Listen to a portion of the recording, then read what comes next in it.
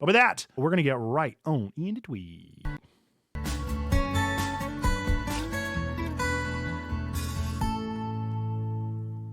Welcome to TWIG, your weekly, geekly, family-friendly news show that tackles everything from the Sonic cinematic universe to Apple finally allowing emulation with some games in between. If you're listening on the podcast version of the show, then be sure to give us a good review. Click that like button if you're over on YouTube, or come and listen live on twitch.tv/checkpointchurch every Tuesday night at 8 p.m. Eastern, like all of the wonderful folks in the chat right now. And I can finally say that we're only on episode, I think, week 13 in 2024, and we officially do have a podcast feed again. So if you haven't yet, which I can't imagine why you would have, but if you haven't yet, be sure to go to Spotify if that's your preferred podcast listener and find TWIG. We are on there officially, and the episodes will start debuting as of tomorrow, as the time we're recording this, and I will plan to put them up every single week. So if you happen to miss a Twitch stream and maybe you don't feel like watching it on YouTube and you'd rather have it directly in your RSS feed, then that is how we're going to do it. And hopefully we'll be coming to Apple Podcast and other RSS feeds soon, but it will take a little bit of time to get all those things set up. But we do officially have a podcast feed again. So yay, we're finally back in the running with that. Folks, as always, we're going to be starting this one with our What Have You Been Watching, Playing, and Reading. So if you are in the chat, let us know. What have you been up to? What have you been watching, playing, and reading? If you are watching this after the fact, be sure to let us know in the comments section, what have you been watching, playing, and reading? And we have a special guest with us, as we often do, our level 2 member of the day. So I'm going to let them introduce themselves and also say what they have been watching, playing, and reading. Take it away, my friend. Hi, my name is Wizen Lemur in the Discord and online in most spaces. You can call me John IRL. So mostly I've been binge watching The Amazing Race, kind of to get that wanderlust feeling sort of taken care of, I guess. I have a lot of that. I also have been watching Ghosts, and that's funny. That's just a funny show. That's a good lighthearted show. And on the other end of the spectrum is my World War II docuseries. I found one that's like 73 episodes long, and it's a day-by-day account of the war, and it's just sort of fascinating to see how things were playing out in various parts of the world at various points. Awesome. So yeah, as for playing, I've been playing a lot of MLB The Show and Lego Harry Potter this weekend. And then for reading, I am gearing up to actually start a Bible study in the Discord channel, in our Discord server. We have a channel called Bible Study in the Let's Get Spiritual section. If you are in the Discord and you want to participate, look for that channel and go ahead and just sort of pay attention to our reading schedule, what the schedule might be coming up. And we're just getting that started and off the ground. So looking forward to that. Yes, we're excited about the possibilities with that and with what we do here at Checkpoint. For those of you that didn't know, TWIG is produced by Checkpoint Church, a church for nerds, geeks, and gamers. I'm Nerd Pastor Nate of that. And I have been watching and playing and reading a couple of things. I'll try to just pick one because I feel like the list goes on and on to all the things that are going on. But I am watching for Button Bash Brigade Earthbound. I'm watching a Let's Play of it rather than playing it myself. I've played it a couple times, started it several times, finished it once. And so this time I'll be watching a Let's Play of it, and I'm enjoying it quite a bit. So if you want to join us for that, that's our game that we're playing for April. Admittedly, you've got some catching up to do if you want to play it, because Earthbound is one heck of a long game, but it's not too late. You still got 2/3 of the month to catch up on that. I've been playing a whole lot of Loop Hero. I wasn't able to play it while I was on vacation because the only way that I can play it is over streaming, and the internet at the beach simply did not have what it takes to do the cloud streaming. So I wound up actually playing and beating several games. We can talk about that in Discord after the show if you want to come hang out afterwards and talk about all the games that I beat and played through and super enjoyed it there. I guess I'm also playing Ace Attorney Investigations 2. I had to find a fan translation online because for some reason Capcom refuses to bring this game to the US or to translate it, so I'm making do. I'm also reading Nimona for our book club this month. So if you haven't yet picked this book up, this is one you could definitely catch up on, even if you're just now hearing about it. We read a book every single month together as a community. This was the book that we voted upon this month, and it's a super easy, short, brief read, a lot of fun, a good time. I highly encourage you joining the book club for this one. So very cool. That's what I've been watching, playing, and reading. It sounds like you got a lot of affirmation of ghosts there. I think we have quite a few fans there in the chat. Sneaky has been watching Is It Cake and also baseball, playing some TLU 2, and started reading three body problems. So I'm interested, Sneaky, did you stop watching it as your brother, I believe, recommended and then start reading it? Or did you watch the entire show and now you're reading? Mindful Marlena affirms the Bible study and is currently playing Sims 4 while watching this. Sugar Haiku has been watching Freerun. Yes, more people need to watch Freerun. Everybody watch Freerun and random YouTube videos. Playing Earthbound for B3 and reading the Book of Acts and finally started Nimona. Very nice. Sneaky did indeed stop watching it, and Sugar Haiku says yay to Freerun. I'm so excited that more people are watching it. Eventually, I will get it to take over the world. That's my game plan. So folks, continue engaging in the chat, letting us know what's going on with these news stories, things that interest you as we go through them. Or if you're just hopping in, be sure to answer that question. Let us know what you've been watching, playing, and reading. We're going to start with a little news about Sonic. Paramount is setting its sights high for the Sonic the Hedgehog movie series, aiming to elevate these films to Avengers-level cinematic spectacles. Toby Asher, the franchise's executive producer, discussed expanding the Sonic universe, not just through movies, but also via television with Pace Magazine. With the upcoming Sonic the Hedgehog 3 introducing the pivotal character Shadow the Hedgehog, and the Paramount Plus spin-off series Knuckles delving deeper into individual characters, Paramount plans to explore the broader narrative landscape. Asher emphasizes the intent to create epic stories with a large cast of characters, drawing on the franchise's extensive lore from games, shows, and comics. The Knuckles series, premiering on April 26th, is highlighted for its comedic approach, bolstered by Idris Elba's portrayal. As Paramount gears up for Sonic the Hedgehog 3, set for a December 20th, 2024 release, fans are teased with the inclusion of elements from Sonic Adventure 2, promising a blend of nostalgia and new adventures that aim to transform Sonic's cinematic journey into blockbuster events on par with the biggest names in superhero. I love Sonic. I'm a big fan of the Sonic Adventure series, and so I think this is great. I will love to see this happen. I think that there's a lot of people probably read this and were like, it could never happen. But they also probably forget that the Avengers were not a big deal.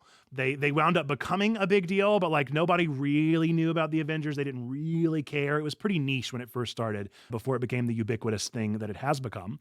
And maybe Sonic, I would argue, is definitely what has always been a bigger deal until Avengers had their pop-off boom of the cinematic universe. So maybe it'll work. They also have some real rough stories out there.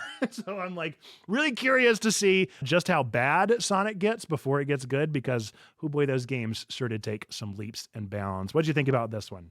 I'm not as familiar with Sonic as I would like to be. I'm one of those people that I want to like Sonic, but I never got into it, mostly because when I was little and when it was super popular, I wasn't necessarily allowed in the video game realm. But it does kind of make me excited for, getting into a potential new superhero kind of thing, or at least vein. I have tried numerous times to get into comics, but it's hard to find a place to start. And this feels like it has a good entry level.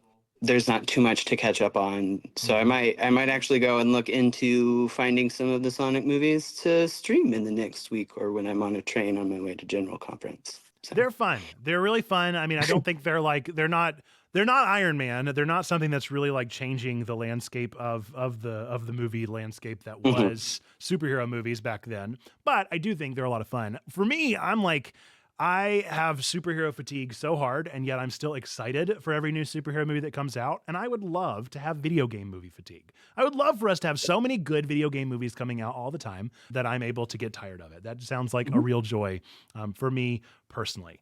And if you like James Marsden, then you'll enjoy them well enough. And I think that it's just a good cast all around.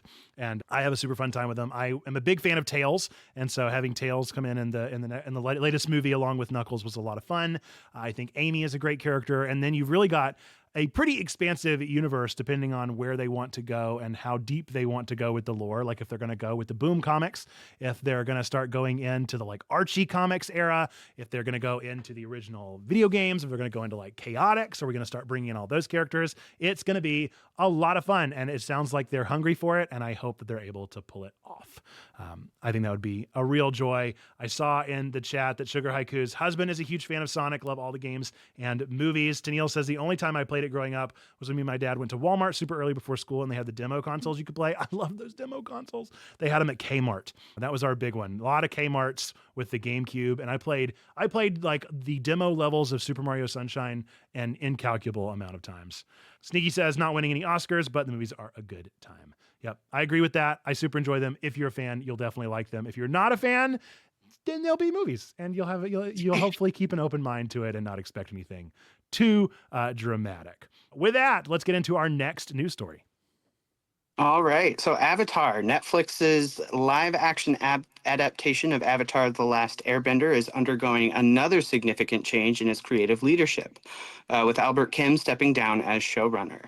The baton for season 2 will be passed to Christine Boylan and Jabbar Rassani, who bring a wealth of experience from their roles in the first season and other notable Netflix projects.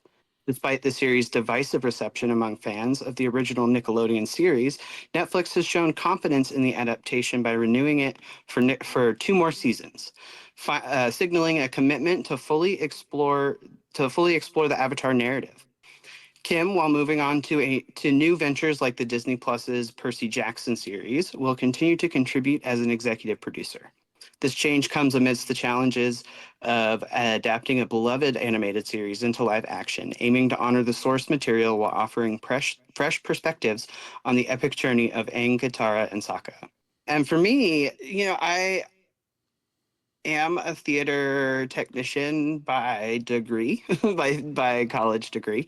And so I often will find more of the like tech people and the executive producers and things like that. But with this one, I was just sort of like, with Avatar, the live action one, I kind of avoided a lot of what I thought might be like influencing on how I watched the show. And so I wasn't necessarily aware of who the showrunner was. My concern with like showrunners switching, at least it's not like mid-season, but my concern is always if they're going to be able to like maintain that spirit that they established in the first season. That being said, I really enjoyed the adaptation. I was one of the fans that was like, no, this makes total sense. I understand why they took some of the aspects and elements of character growth out and put other ones in. It's not like they just they took out Sokka's. One of the big ones was Sokka's misogyny that I saw talked about a lot. And it wasn't just that they took that out, they added other aspects of character development that I don't want to say that misogyny is not relevant today, because it very much still is a relevant conversation about how to dismantle that. That's still a very relevant conversation. And there are other conversations that can be introduced with this show from a similar perspective of the issues from back in the day, but are more relevant to our time 20 years later, right? Did that make sense? I hope that makes sense. No, that makes sense. And I think that the reality was it wasn't like they just stripped things away without putting them back, was what I really heard. Is like there were things that they added back in, and I didn't think that any of the characters were bland or unthoughtful. Like I think they all were well crafted to an extent, even if they weren't crafted the way they originally were. There's probably an argument to be made for Aang above anybody else as being like a little bit more focused, a little bit more serious, a little bit less whimsical. But again, it wasn't like they did that unintentionally. Right. I think there's so many more, you mentioned the technical side of things. There's so many more voices that go into this thing than a showrunner. That doesn't mean the showrunner isn't hugely influential, but there's also a team that has been putting their blood, sweat, and tears into this, and they're going to keep on keeping on. And it sounds like even the people that are leaving are staying in some capacity as producers. I looked up just for a quick Google. Christine Boylan worked on Poker Face, which was a great series. And then the other person, Jabbar Rassani, worked on Lost in Space for Netflix. So there's a lot of connective tissue of nerdiness. And I think that it'll be great. It probably will not be beloved by the most intense of the Nickelodeon series. But for those of us that haven't watched the Nickelodeon series again since we originally watched it back in the day, I thought it was great. And I'm looking forward to enjoying the next couple seasons of it. So yeah, Mindful Marlena echoes and says that dismantling the misogyny is important, but we don't need to constantly portray it in reruns. And I would say you don't just need to constantly portray the same characters in the reruns. That's the whole point of a reboot and a remake, is that you have a chance to take the root of these characters, the kernel of these characters, and make something new and exciting with them. And Sokka was actually one of my favorite of the cast. So I super enjoyed what they did with him, and I thought he was super fun. So let us know your thoughts as we continue going on with this one. We're going to go into our next story about Roku. Roku's exploring innovative ways to integrate advertisements into its smart TV ecosystem, as revealed by a newly filed patent titled HDMI Customized Ad Insertion. This patent aims to enable Roku to display ads on its TV during idle periods, particularly when they are connected to third-party devices via HDMI, such as game consoles and streaming sticks. This system would identify idle moments by monitoring audio signals and video frames, potentially showing ads during pauses in gaming or streaming. This move is part of Roku's broader strategy to enhance the integration of ads beyond its Roku channel, including a partnership with Best Buy to push ads based on purchase history. Despite Roku's hardware sales resulting in a financial loss, as reported in their FY 2023 earnings, their main revenue generation comes from advertising. The concept of inserting ads during pauses might raise concerns about intrusiveness, especially for users of ad-free services on connected devices. However, as tech companies often file patents for ideas that may not come to fruition, it's uncertain if this feature will even be implemented. I have mixed opinions on this one. I think the chat is pretty clear how they feel. But I have mixed opinions on this. I'm not anti-ad, and especially not whenever it comes to passive ad insertion like this. I think that YouTube is a bit more invasive, right, with their advertising. And at the end of the day, if it helps things stay afloat, then I'm fine with advertising. And I do actually really like the Roku passive screen. I don't know if you've ever looked at Roku City, if you have one, but whenever it's doing its just like passive flow through and they've got ads throughout the city, I think that's actually pretty nice. And if they got to do it some way, then I'm glad they're at least being considerate of doing it during passive moments versus super invasive in the midst of the action of moments. I'm super curious about the ramifications of this for not Roku. Like, I'm super curious about how PlayStation might hop on this. And it'll be like, interesting, Roku. What a neat idea. Never thought about that before. And like, what's the pause screen of, the next couple games going to be like? And are we going to start seeing some more artificial ads being placed into things? So I'm curious about it. What thoughts do you have?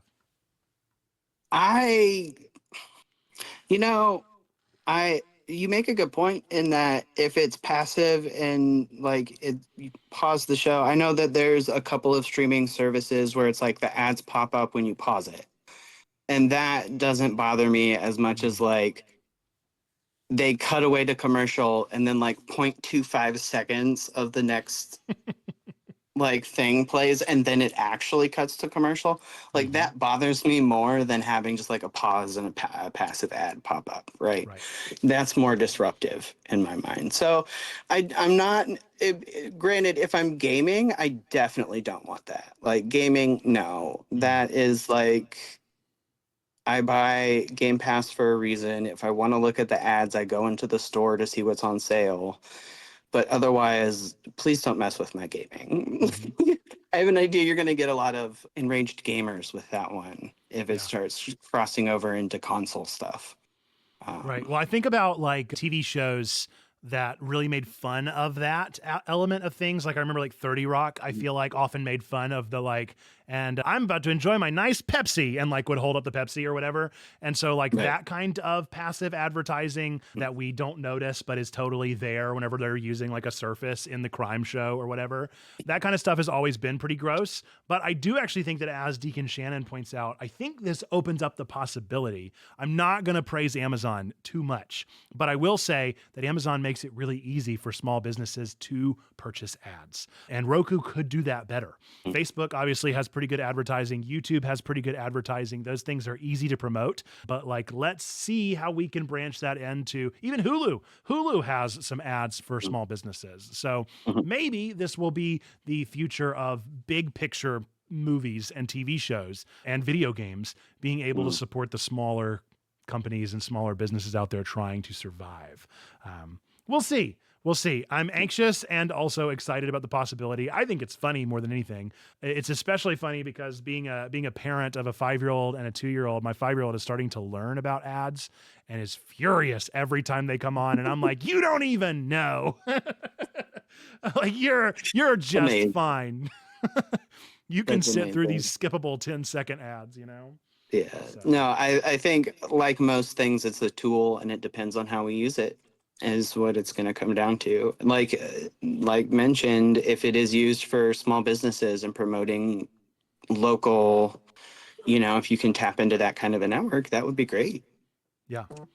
I think it'll be fine. Like they even said at the end of the summary there, who knows if this will even happen or be a thing, but I am curious about it. I'm especially curious about the fact that it's not through the Roku, but instead that it's through an HDMI connection with the Roku. That's really interesting to me. Like I'm so curious about what they're going to do and how this will kind of pave the future for advertising. I'm anticipating that we will see more and more of this as we continue to get better and better tech. With that, let's go into the next one.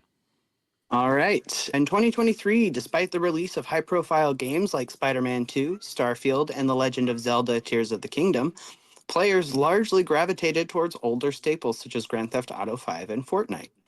A report by Newzoo revealed that 66 titles, predominantly older games, accounted for 80% of playtime, highlighting a strong preference for familiar experiences among gamers. Interestingly, new releases struggled to make a significant impact across various platforms, with EA Sports FC 24 and Starfield being among the few new titles to break into platform-specific lists. Despite the dominance of older games, newly released titles like Diablo 4 and Hogwarts Legacy achieved considerable success, demonstrating that while gamers spent a bulk of their time on older favorites, there is still a significant market for new entries. The report suggests a challenging environment for new games to capture attention away from established franchises, though it also indicates opportunities for success within the gaming industry's competitive landscape. This is interesting to me, but it also makes a lot of sense, given that we're finally like coming out of this period of time where we've been isolated and all of that. We're kind of like coming out of that and reemerging into society. We're kind of like it makes sense to me that people are like, oh, that's a lot. I want something familiar. I want something that I can go back to that's very regular and regulating in some ways. And so I think that makes a certain amount of sense. I got into some newer games in the past year, but I think a lot of them were either like updated sports games that I used to play, like the NHL games and the MLB games, or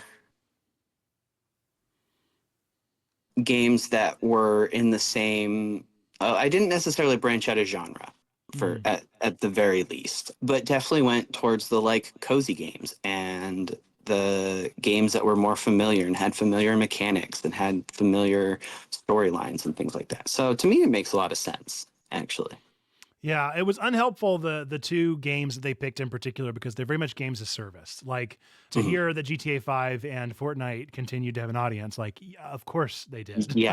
like that's just Right. yeah, you might as well tell me people were still playing Minecraft too. Like no, these are games that continue to keep a market afloat, and these are games that people are going to be playing forever and ever. What I'm more curious about would be the Horizon Zero Dawns of the world. Like how many people went back and completed some of their games on their backlog. That was what I did a lot of last year, and that was just because I was simply swamped with how many new games were coming out. And I would focus on a new game for Checkpoint, and then I would go play an older game to catch up on my backlog whenever I got home.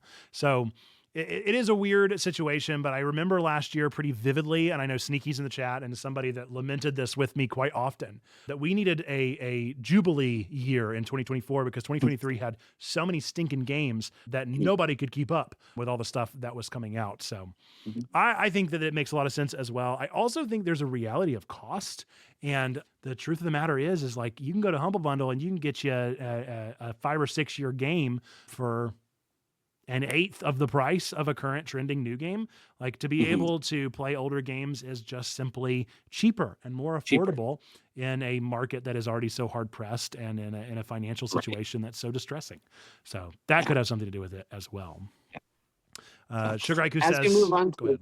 as you move on to the next one, I do have a cat shenanigans I got to go deal with, so I'm going to mute and step away, but I will be right back. Gotcha. I'll read Sugar Haiku's comment here. We all have our main games. I like playing new games, but I always return to the tried and true. Cozy games like Animal Crossing is something that I pick up constantly. Mario Kart is another that my family and I still can't get enough of it. Yes, somehow Mario Kart 8 is the game that will never die, and we're never going to get Mario Kart 9 because it's just so popular and will never fade. Okay. On to our next news story, which makes me a little bit sad. Singularity 6, the studio behind the community sim MMO Palia, has laid off approximately 35% of its workforce following the game's move to early access in late 2023 and its subsequent launch on Nintendo Switch. This decision, aimed at ensuring the highest quality gameplay service for long-term stability, has affected a diverse group of team members, including environmental artists and engineers. Despite Palia's innovative premise and potential, the game has received mixed reviews, reached an all-time peak of just over 12,000 players on Steam. In response to the layoffs, Singularity 6 has committed to providing support for those impacted, including severance packages, career guidance, and retention of development equipment. The move reflects broader issues within the game industry, which has seen a wave of layoffs, sparking calls for more sustainable and healthy industry practices.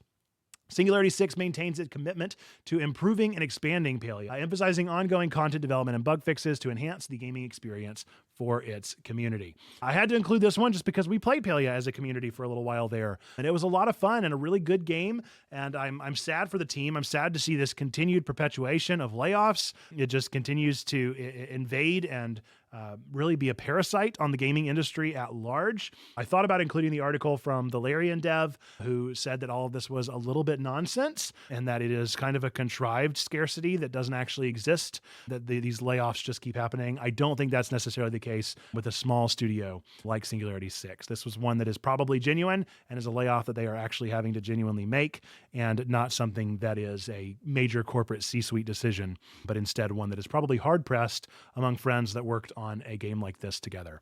So it is disappointing, and it is, as Sugar Haiku says, sad and scary for those of our friends that are in the game development industry here at Checkpoint. But we want to keep highlighting this kind of stuff and continue to say that we appreciate the support of those companies that do provide good packages and severance packages on the way out. It's not ideal, but it's better than nothing. And so at least we can continue to put pressure on those companies to do the right thing whenever they have to make these hard decisions. Cash shenanigans over. What do you think? I didn't play Palia very long.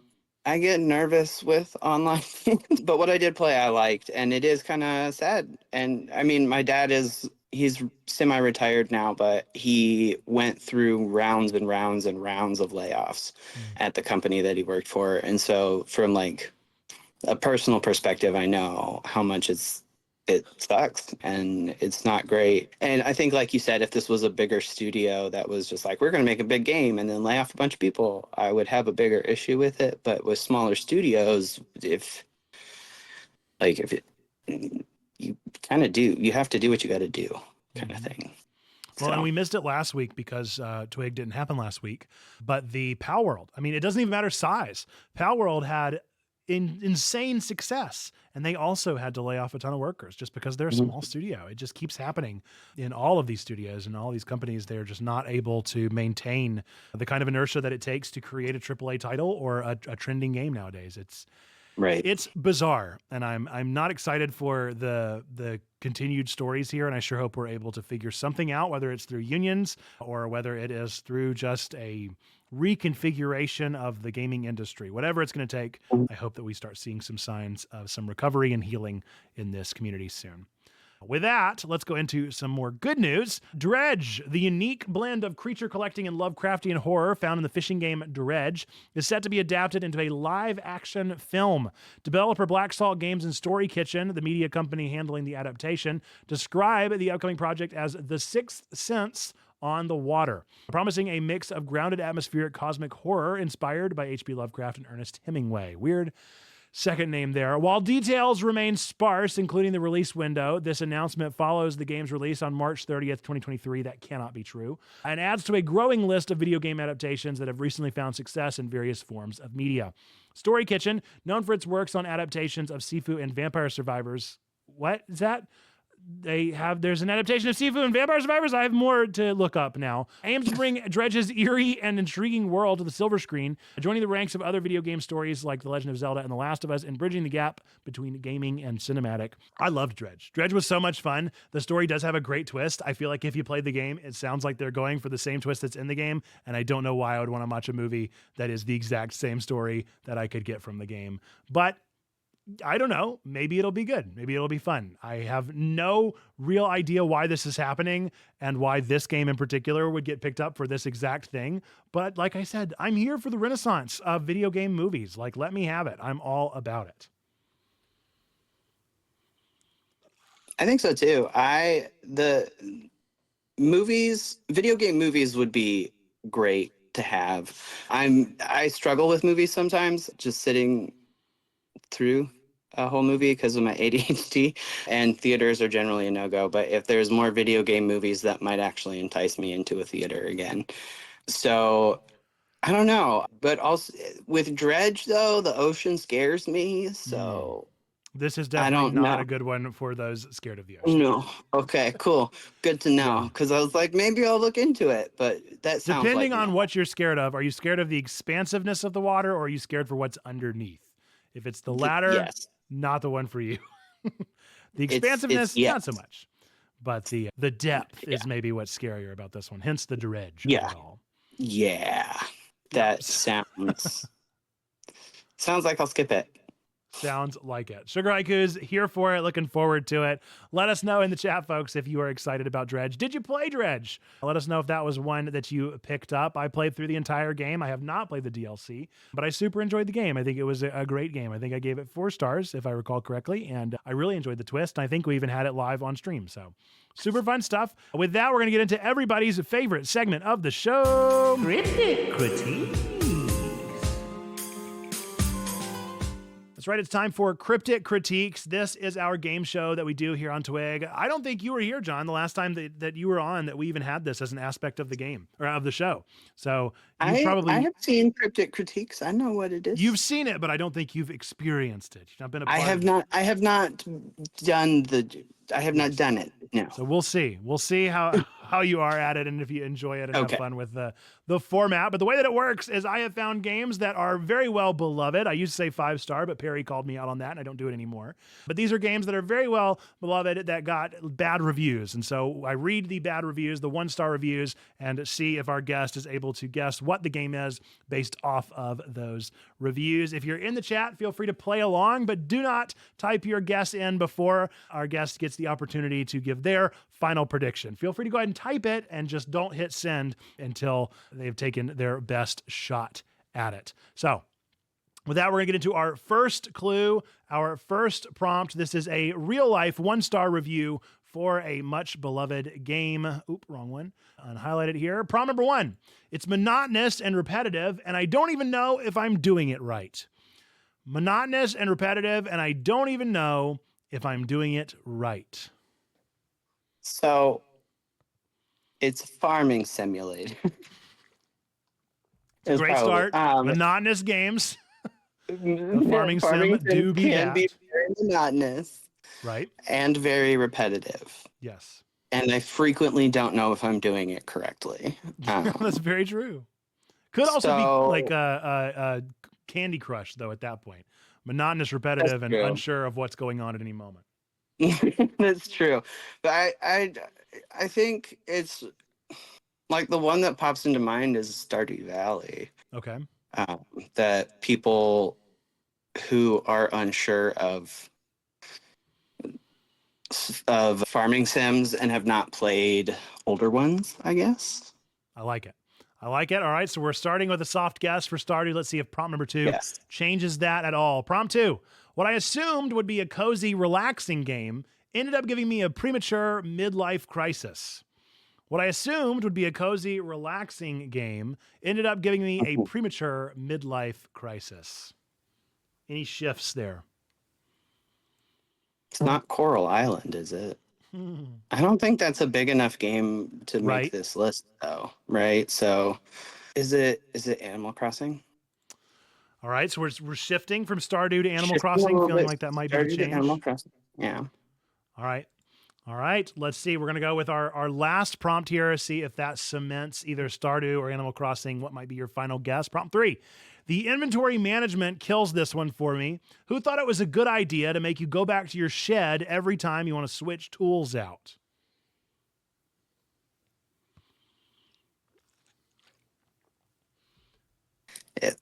So I should say that you may or may not have ever even actually played this game. Okay. It's not Minecraft, You definitely is it? know the name of it.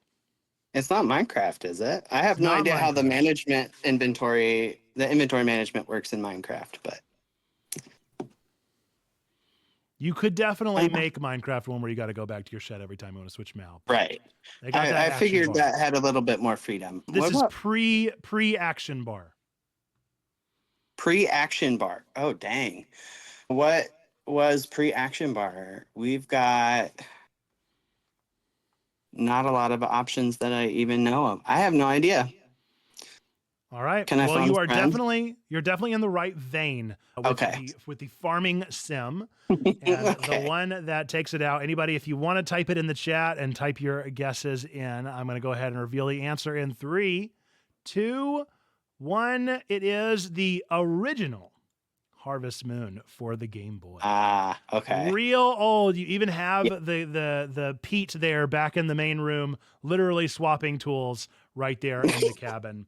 So the classic Game Boy before even, well, I guess this was Fair Game enough. Boy Color, but it was quite old and a real throwback to the times. I knew you played Harvest Moon, but I couldn't remember which one, and so I figured the Mac Daddy, the OG, would be The fun to look OG, at some bad reviews. Very few reviews of that's this good. game. That's good. Nobody has reviewed this game. Nobody's gone back and played it because there are just better games now to play. That's fair. But there we go. Chats in the clap for very much the right direction. Had the idea with the farming sim. There. I think I would have probably given it to you just for Harvest Moon. You were close enough. I've always wanted to go back and play through the old Harvest Moon games. I think it's like 3 of them were on the Game Boy, and I just don't have it in me. I feel like Friends of Mineral Town is probably the like culmination of that experience, and it was such a good game that why would I want to play any of the others? I feel the same way about Harvest Moon 64. And I feel guilty about that because people love Harvest Moon 64, but I feel like I played A Wonderful Life and I don't need it. I don't need 64. I've got it. But do let us know your thoughts in the chat if you happen to have played the original Harvest Moon there for Game Boy. But we're going to get into our next segment of the show. This is To the Discord every Monday over in our Twig news section of our Discord server. I ask for what sort of news should we know about here at Twig, and I try to pick 3 of those stories and highlight them here during this segment of the show. Our first one for tonight comes from Twyla. Apple has reversed its stance on banning game emulators on the App Store, now allowing them and their games on iOS devices worldwide, as announced on April 6th, 2024. This landmark decision, influenced by new regulations in the EU favoring third-party app stores, aims to enrich the iOS gaming landscape with retro game emulators previously exclusive to Android. However, developers are tasked with ensuring their software complies with App Store guidelines and legal standards. Amidst this policy shift, there's growing concern over the viability of Apple's own gaming service, Apple Arcade, especially following reports of project cancellations and reduced support for developers, highlighting a significant moment of change and opportunity in mobile gaming. This is the reason that I made the original switch from Apple to Android, is that I really wanted my retro gaming experience. I really wanted to play on my phone because I was in school at the time, and that was just the easiest way to do it, and I couldn't, so I made the switch, and then I never looked back, and I enjoyed leaving the Apple ecosystem so much that I talk about it all the time. But that's not what this is about. But it is interesting to see them at last reversing that decision, and I'm very curious to see how things go here, especially as we see Nintendo ramping up their hammer against emulation. We see Apple opening up to it. I think that's a weird conundrum that we find ourselves in as we see door after door after door of emulation service close. Now there is a chance that you could get it on Apple. I'll be interested to see how this goes and who actually does it and if it appeals to the emulation community at all. If I had to guess, it probably won't. because most of the emulation savvy people that I know of aren't even really on Android anymore. They're all on Linux. And so this is 2 generations ago that anybody would go back to Apple as their premium emulation service. But maybe the people that refuse to leave the ecosystem will now have the opportunity to do that for themselves if they don't want to go buy, a Miu Mini or whatever else is out there to do this job for them. Any thoughts on this one? I just recently went back to the Apple because of the deal that I was getting at the phone company. So I'm actually kind of excited about it. Having some emulators on my phone might be nice when I'm traveling and need something to do on a plane or something like that and switching. But yeah, it'll be interesting. It'll be interesting to see what direction this takes. My favorite thing to do is to play like a Pokemon game like Fire Red or something on an Mhm. airplane and just start an Nuzlocke and just see how far I can get before I get off the plane. It's one of my favorite things to do. So it's a good time, and I'll be interested to see how things go. Sneaky Pig says this Apple making it look like they're doing something exactly. Sugar Haiku says I'm curious to see how that goes. Total Android user, but my kids have always had Apple, and I'd like to see how that works.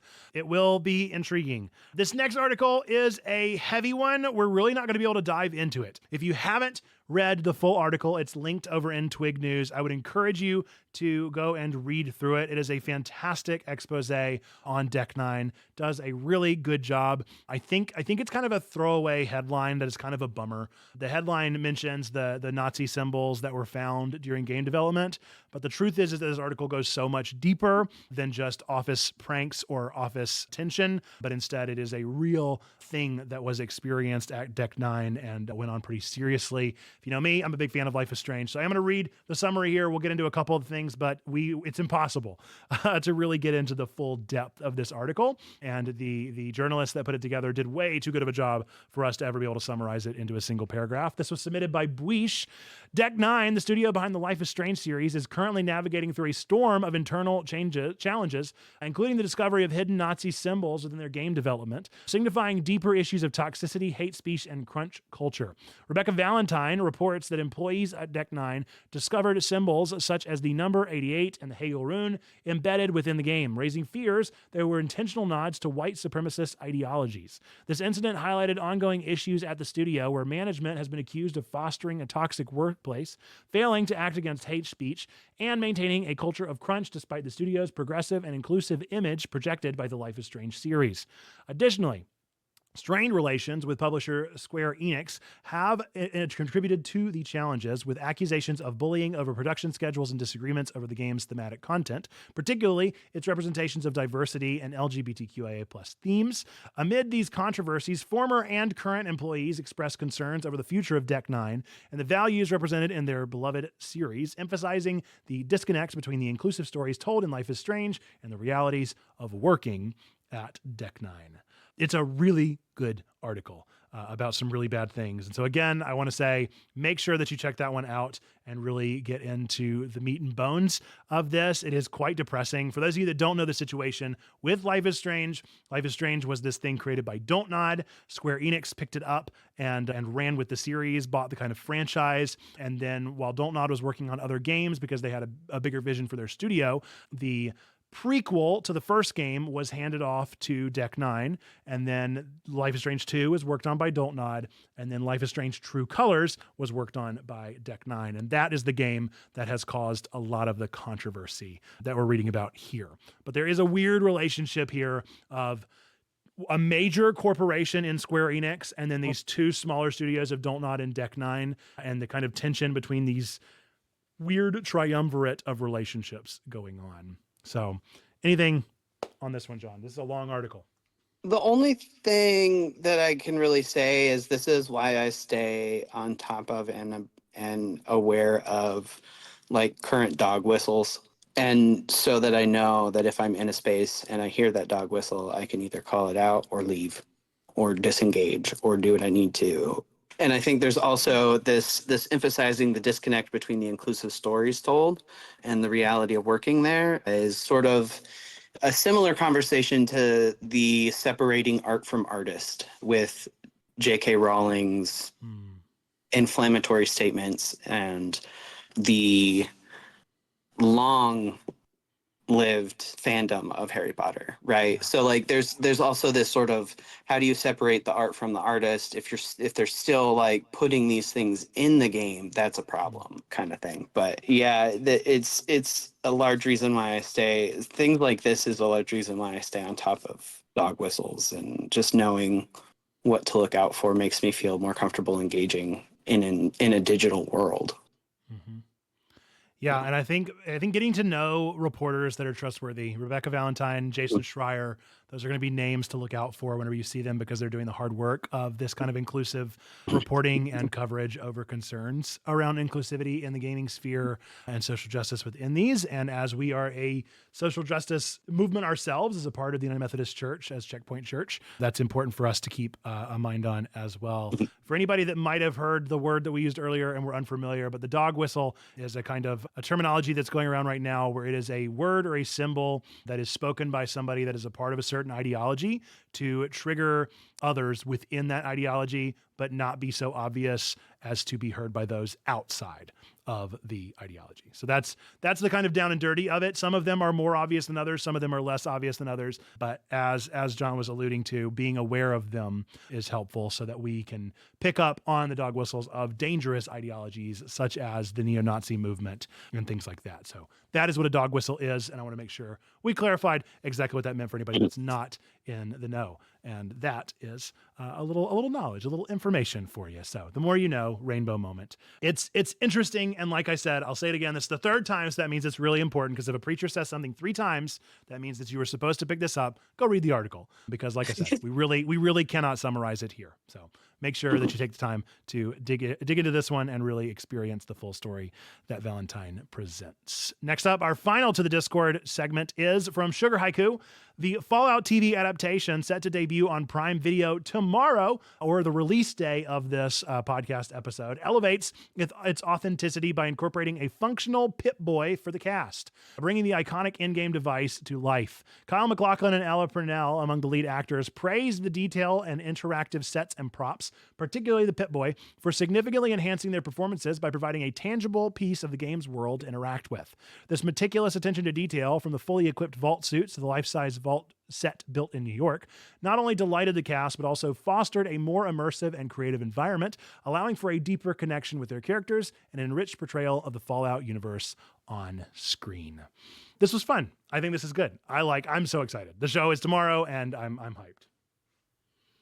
And I want this also. Sorry? I want it. I want the Pip-Boy in my office on the right behind me. Yeah, I need to go back to Fallout, mostly because I tried playing it when I was not as adept to open world games and got very overwhelmed very quickly. And so Fallout is one of the ones that I want to go back to, and maybe even like watching the show I can. But yeah, that is exciting, and it's just like method acting to a T. Just get props, get everybody involved, and just method act. That's great. I love it. I'm here for it. Yeah, it makes me think of the like polar opposite end of the sphere with the Disney Plus shows, where you have the like entirely digital screens behind them working with, and then you've got like, no, we built a vault in New York. Like that's so insanely different, and I love it, and I'm really excited for it. I love Walton Goggins, especially as a member of the cast here, and so I'm super excited to see what he brings to the table. The rest of the cast I don't know super well. There are projects that they've been in, except for Ben from Lost is in it. I can't remember his name. So that's weird, insane. I don't know what they're going to do with those characters, and I think it's going to be a lot of fun. It did get moved up. It was originally supposed to drop on the 12th and then moved up to the 10th. So it's been a big exciting thing. I'm sure we'll have a nerdy sermon on it, just because I really love the Fallout universe, and I think it will be a good time. Okay, well, that is the end of our To the Discord segment of the show. With that, we're going to get into my personal favorite segment of the show. At this point in nerd history. This is at this point in nerd history, everything that was released on this exact date of April 9th throughout time and space. Not much Not much this time. I went back and I looked for a lot of things, and there were some that I was like, maybe I should include this, but I don't know who would actually care about it. So a bit of a short list for this one. But some games that released on April 9th throughout time and space. Back in 2015, the Bread Simulator, I Am Bread, was released. Like I said, I had to dig deep. 2007, the Super Paper Mario game, one of the good ones, came out for the Wii. In 2001, the game that was kind of panned, but I really loved it, Dr. Mario 64, was released. 1998, the game that is pretty beloved that I do not enjoy, Yoshi's Story. And then back in 1984, on April 9th, Spike Chunsoft was founded, one of my favorite development studios of all time. We would not have Danganronpa without them. And for those of you that know me, you know that Monokuma's right here behind the microphone. I'm a diehard, and I love what Spike does. I really do love their weeby nature of the games that they produce and promote. So big thumbs up for them existing. And then 2 movies. This is one that I literally said out loud, and no, it didn't. But back in 2010, the Tina Fey, Steve Carell film Date Night came out, and I literally could not believe that that movie came out 14 years ago, because that makes me feel real old. And then 2004, a similarly old experience for me, knowing that this movie came out 20 years ago, is Ella Enchanted. Very much a childhood moment for me there. So any thoughts on these from the chat or from Wisen here? Yeah, I'm pretty sure I'm a little bit older than you, so those are ouch movies. Ella Enchanted in particular. Especially, right? I mean, that was quite a Right. phenomenon. Oh. Like, it's one that I guarantee you, Oh. folks that were born after 2004 have never really cared about. Right. But if you were a adolescent girl in 2004, yep, the Let me tell 80s, you. the 80s and 90s kids, I think, Yeah. people that grew up and were either, you know, teenagers or kids of their own right. Whenever that movie came out, that was a pretty formative experience. Yeah. And I already see in the chat. Yeah. Love Ella Enchanted. Has it really been that long? It does not feel right. 20 years.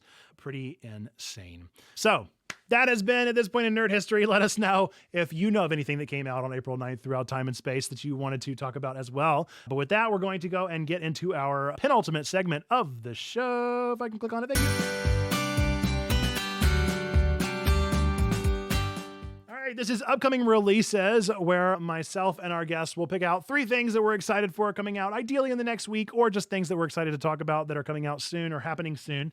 We'll go one at a time. I'll start with my first one, and then John, you can take it with your first one, back and forth, back and forth. So my first one, since I've already mentioned it, I cannot wait for Fallout to drop tomorrow. I'm so excited for this show. For those of you that do not know, this show depicts the aftermath of an apocalyptic nuclear exchange in an alternate history of Earth, where advances in nuclear technology after World War II led to the emergence of a retro-futuristic society and a subsequent resource war. The survivors took refuge in fallout bunkers known as vaults, built to preserve humanity in the event of nuclear annihilation. 219 years later, a young woman leaves behind her home in Vault 33 to venture out into the dangerously brutal, hostile, savage, and unforgiving wasteland of a devastated Los Angeles. So excited, cannot wait. Love the Fallout series. I even enjoyed Fallout 4, which people do not like, but I loved it. It was one of my favorites, and I cannot wait for more and to see what they do. So I'm excited for that one. What is your first one for this upcoming week? It's not quite this week, a little bit further out than this week, but on May the 4th, be with you, there will be a new Star Wars animated series coming to Disney Plus, Star Wars Tales of the Empire. This is the second installment of the Tales series, which follows 2022's fantastic animated series Star Wars Tales of the Jedi. Dave Filoni creates the series and is also the supervising director. And it's a 6-episode journey into the fearsome galactic empire through the eyes of 2 warriors on divergent paths set during different eras. In the series, after losing everything, young Morgan Elsbeth navigates the expanding Imperial world towards a path of vengeance, while former Jedi Barriss Offee does what she must to survive a rapidly changing galaxy. The choices they make will define their destinies. And this sort of caught my eye when I was looking at stuff, just because my mom was super into Star Wars, and it's kind of exciting to see more of that universe expanding. And I think it's really interesting that they're expanding on Tales of the Empire, given the cultural conversations around Empire right now in certain spheres that we don't have to get into. Mhm. Yeah, it's definitely like it's one of those things where I'm just excited for more Dave Filoni. I think that Filoni does a great job with the products that typically come out. I'm excited for a 6-episode journey. Oh, thank the Lord for 6 episodes. I love a mini series. I think a mini series is so nice. And the more that we can get of these short stints into the Star Wars universe, I think the better. That is how I think these stories should really be told. And we'll see. We'll see where it goes. I think it'll be a lot of fun. My second one is Civil War. Have you heard about this latest movie coming from A24? A dystopian future America, a team of military embedded journalists race against time to reach Washington, D.C. before rebel factions descend upon the White House. This one's obviously a bit politically loaded, so I'm not going to get into it too much. But this is a movie that is trying to depict what if a civil war happened now, and they take it pretty far. And I've heard really good things about it. I think Kirsten Dunst is in it, and I certainly enjoy her. And I think that it's going to be interesting. I don't know, how far it's going to go, but it's got a 9 right now from IGN before release. And that typically means that I'm going to enjoy it quite a bit. I really like when A24 produces a film. I think they have a really good team that has some really good discernment on what to produce. And yeah, we'll see. It'll be a really interesting time to see how this one impacts the Twitter narrative for the next couple days. So I might be steering clear of the commentators for a little while, but should be interesting nonetheless. And I always appreciate a fresh take on journalism and our need to protect it. Nice. So my second one is there was recently a partial update to a game that I mentioned earlier, Coral Island. If you like farming simulator games, this is one that I would recommend cautiously. It's very good. The development team is still working on it. The reason I think it's very good is because this was a Kickstarter game. They started a Kickstarter to get the funding to make this game, and met their goal like 10 times over or something like that. And so they've been able to do a lot more. The fact that it's on the Xbox Game Pass, the fact that it's on Game Pass is a push goal that they had for the Kickstarter. But I re-downloaded it and started playing it again just because I wanted to see what was new. And it seems like they've added some forageables. They've added some characters. They've beefed up some of the storylines, I think. Some of that kind of stuff. Mostly hot fixes. But if you do like farming sims and you want a game that has all the farming sim mechanics in it, this is the game for you. So that's...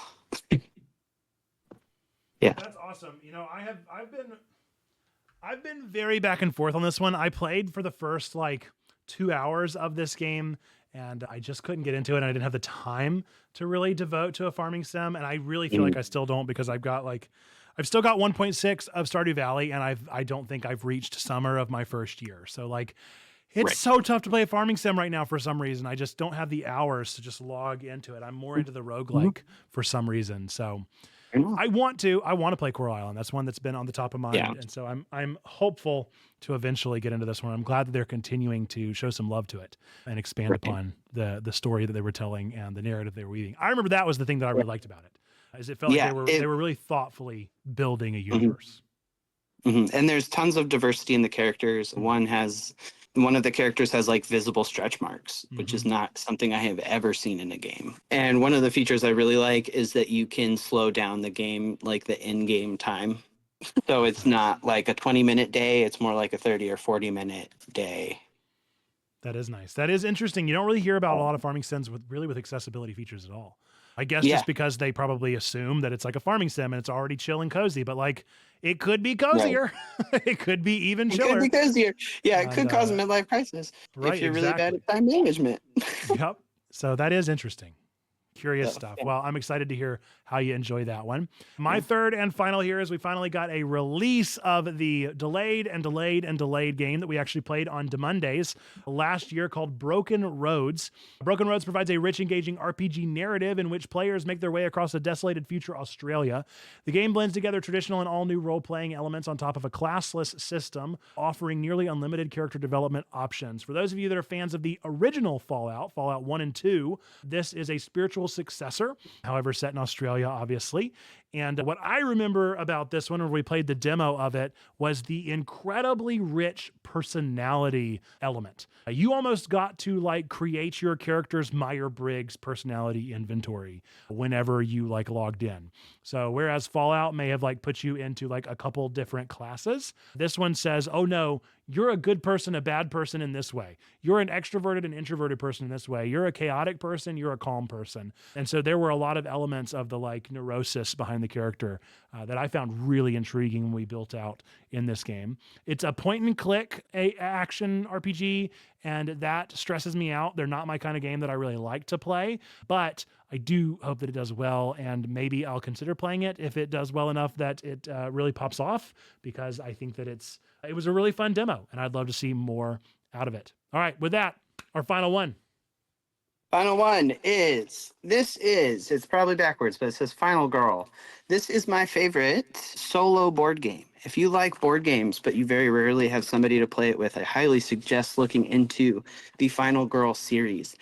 It's fairly easy, like fairly affordable entry point, but each one of these boxes contains a movie where you play one of two final girls versus a villain at a various location, right? So it's very modular. You can play any of the final girls versus any of the villains at any of the locations. But essentially, it's playing off of the trope that you are the final girl in a horror movie and you have to save all the people and kill off the bad guy. You're the Nev Campbell, essentially. Nev Campbell in Scream. You're the Yes. Yeah, love it. Yeah. So they have like Nightmare on Maple Lane. And so it's all kind of like trope, like spoofs of movies and stuff. Like they've got a Poltergeist, they've got all kinds of stuff. And they recently released their season 2 of their movies. So I'm excited to start collecting up some of those and playing. It's actually quite a difficult game to win. So there's tons of replayability. It's a really well thought out I think game, as long as you have the patience to set it up.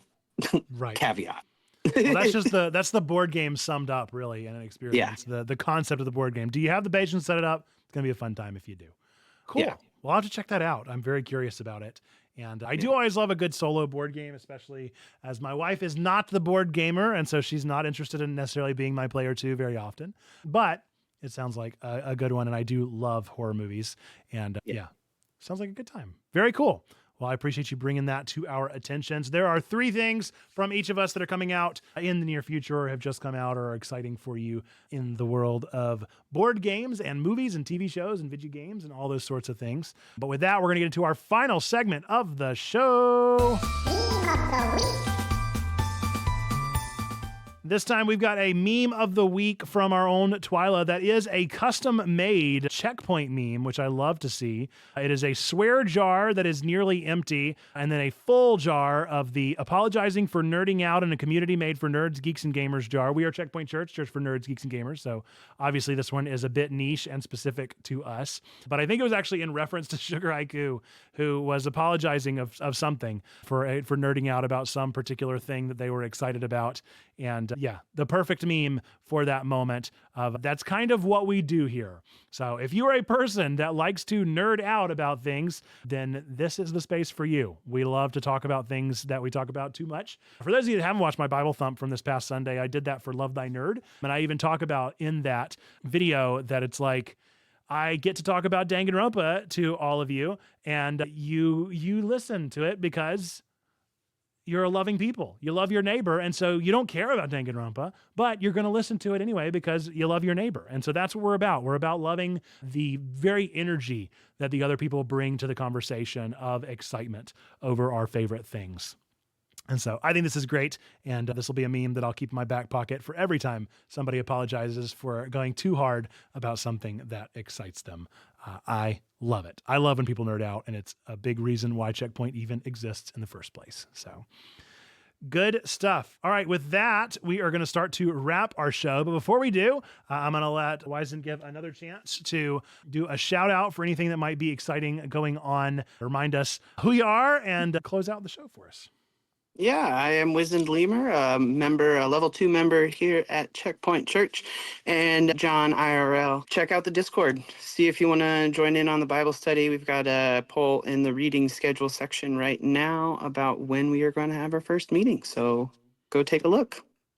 Yes, absolutely do that. Thank you so much for being here, folks. So as we wrap up, this has been Twig, your weekly, geekly, family-friendly news show delivered live on twitch.tv/checkpointchurch every single week, keeping your family connected to the world of nerdy news. If you watched this far, you likely enjoyed this one. So remember to give us a 5-star on your podcast app. Click that like button. Recommend this show to all of your favorite nerds. Folks, we want to give a special shout out thank you to all of our subscribers here on twitch.tv/checkpointchurch. We, of course, appreciate everyone, but these are folks that have given us their hard-earned dollars to let us know how much they appreciate what we're doing here. Thank you to Yakeem4752, Pineapple Pope 4, Pumpy Tutors, Nerd Pastor Nate, Strange Dunn, to Neil Rathana, Hman 1009, Deacon Shannon LS, J Money 6344424, Jate Live, Trombone Dalek, Bleach the Toric, Sugar Haiku, Perspective, Zando Calrissian, Wesley Lemur, Sneaky Pig 633, Gobi Church, Tina Christina P, Maybe 30 Bats, Mindful Marlena, and Twyla 27. Thank you all for being here, and thank you to our subscribers for making the show continue going forward. Is there going to be Twig next week? Yes, there should be Twig next week. I look forward to it. And with that, we're going to be closing out the show as we always do with our 3 things that we believe to be true about every single one of you out there. Whether you believe in God, don't believe in God, go to church, don't go to church, hate God, hate church. We still believe these things to be true about every single one of you out there. Number 1, that God loves you. Number 2, we love you. And number 3, that you, yes, you matter. You are a person of sacred worth. The world is a better place. Why? Because you are in it.